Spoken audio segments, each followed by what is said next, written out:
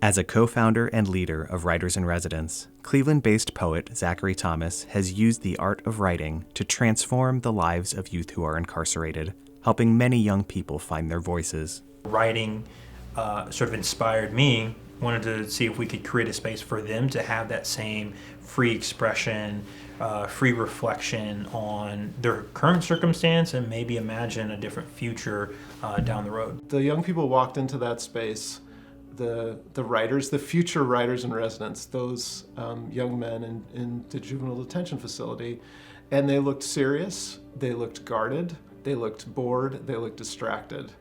And yet when they sat down at that space and we began asking them questions and sharing some text with them about advice, the advice they'd been given, the ice began to crack.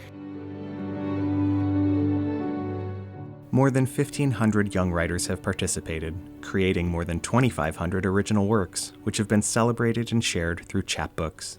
So seeing, not their name, their title of their work, and their actual work printed, how they wanted it to look and be printed and presented, is probably still hands down one of my best experiences with this work, because their eyes sort of like light up and they feel like they're a total rock star, which they are, because then I tell them we distribute those chapbooks in the local community.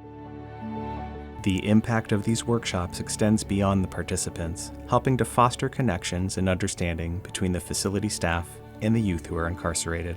When they see the residents engage with us in our workshop, two things happen. One, they're vulnerable enough to show maybe their true character to the staff person, and that relationship already has its nuances and its dynamics.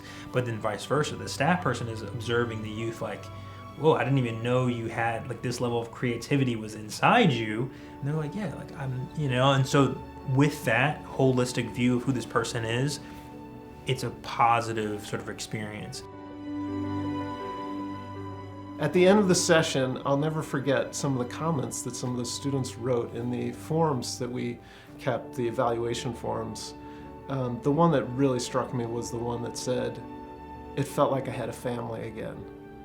And that made me know right away that Zach's vision and that Writers in Residence would be a model that we needed to continue with.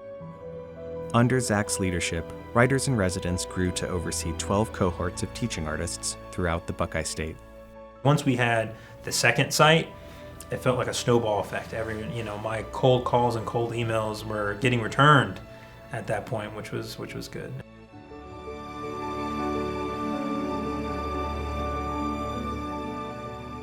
I mean, really what began as a peer mentorship program for, a small group of John Carroll undergraduates has become this statewide, multi-cohort, multi-phased process of creative writing, community building, reflection, and transformation. I think Zach has really situated Writers in Residence in a way that will continue after him, and that to me is, I think, the great achievement of unique leadership.